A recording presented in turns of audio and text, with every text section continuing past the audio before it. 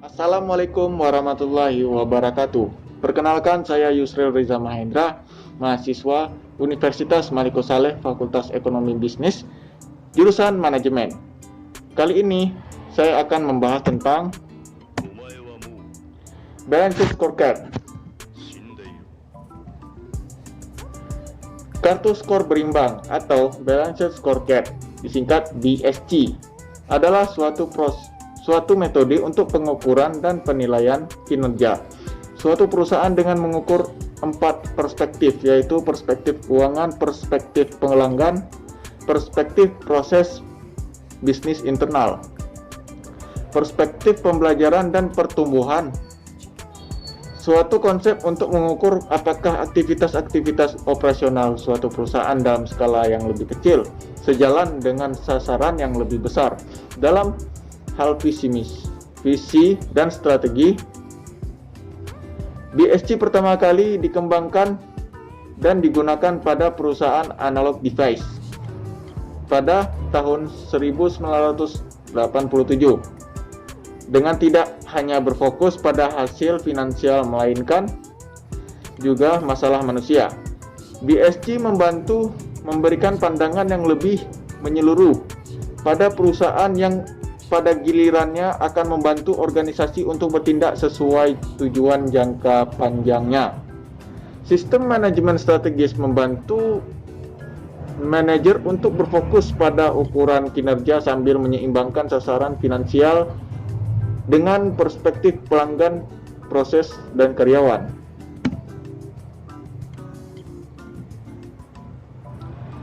Balance Scorecard sebagai manajemen strategi. Balance Scorecard merupakan jembatan antara segi dengan implementasi dengan mengatasi hambatan-hambatan tersebut di atas. Balance Scorecard sudah berevolusi dari yang asalnya hanya merupakan sistem pengendalian kinerja, sekarang menjadi sebuah sistem manajemen strategik. Kaplan dan Norton atau Using the Balance Scorecard as a Strategic Management System 1996. Dengan menjadikannya sebagai sistem manajemen strategi, Balance Scorecard memiliki 4 proses manajemen, yaitu Translating the Vision, yaitu bahwa Balance Scorecard dapat menerjemahkan visi perusahaan dalam bentuk sasaran strategis yang dikaitkan satu sama lain dengan strategis maps. Seringkali visi dan misi perusahaan dibuat dengan bahasa yang kurang membumi, sehingga sulit dimengerti oleh level operasional. Strategi maps yang sudah dilengkapi oleh pengukuran kinerja atau measures relatif lebih mudah dimengerti oleh level operasional.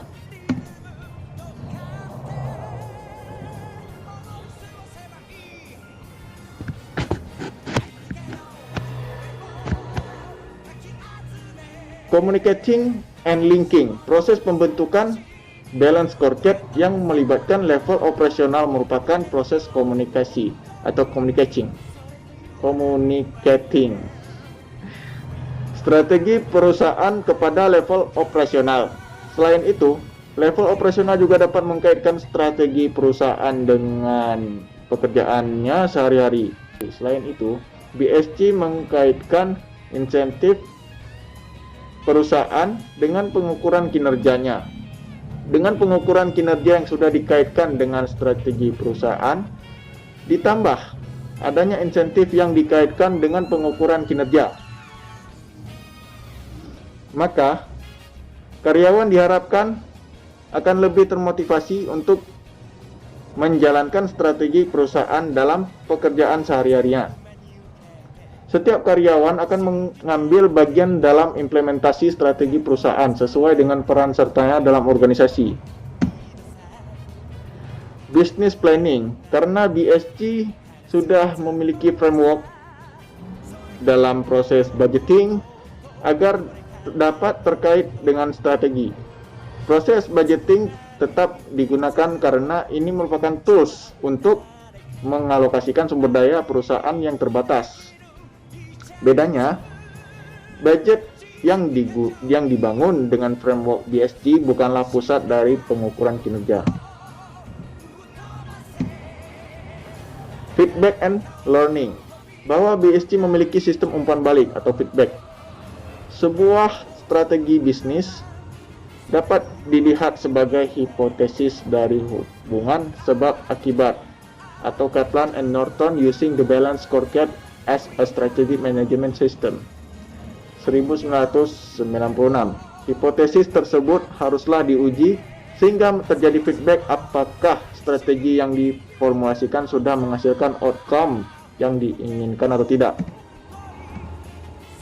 Langkah-langkah pembentukan balance scorecard sebagai sistem manajemen strategi adalah sebagai berikut.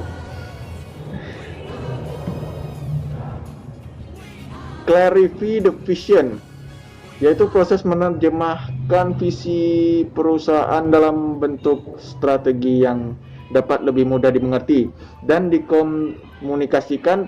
Proses ini dapat membangun konsensus dan komitmen pada strategi.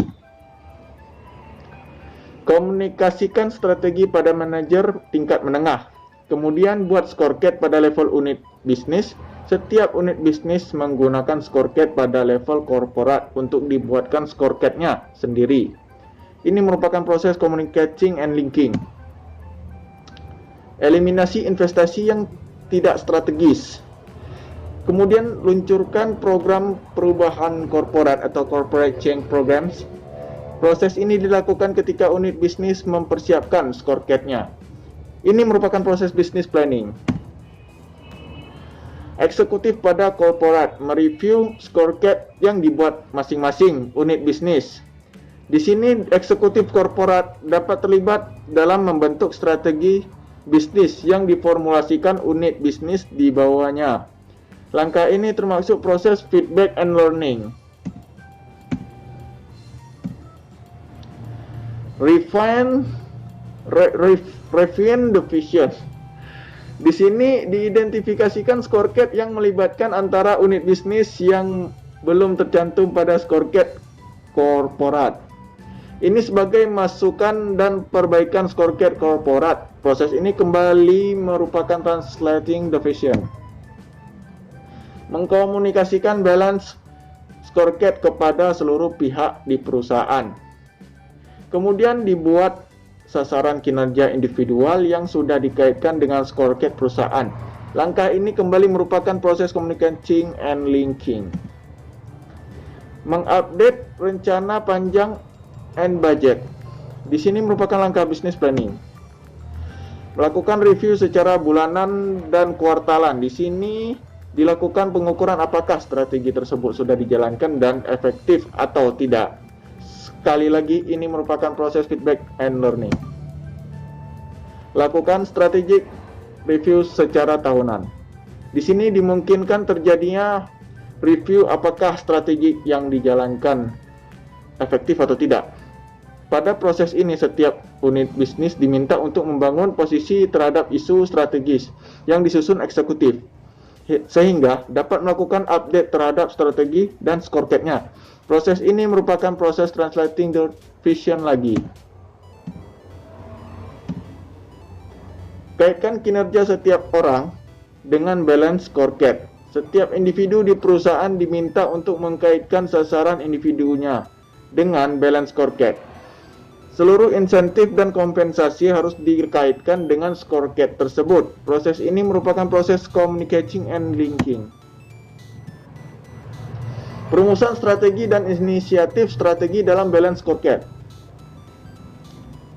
Menurut Rangkuti tahun 2011, ada beberapa tahap dalam perancangan balance scorecard, antara lain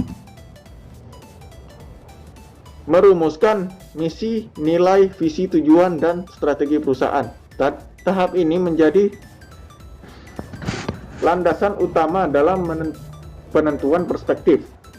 Menentukan perspektif yang dipilih harus dapat mencerminkan strategi perusahaan. Merumuskan sasaran strategis atau objektif. Sasaran strategi tersebut harus dapat mendukung pencapaian visi, misi, nilai, tujuan perusahaan, dan strategi perusahaan. Menentukan ukuran strategis atau measure. Ada dua ukuran yang perlu ditentukan untuk mengukur keberhasilan pencapaian sasaran strategis, yaitu ukuran hasil atau outcome measure atau lead indicator, dan ukuran pemacu kinerja atau performance driver measure atau lead indicator.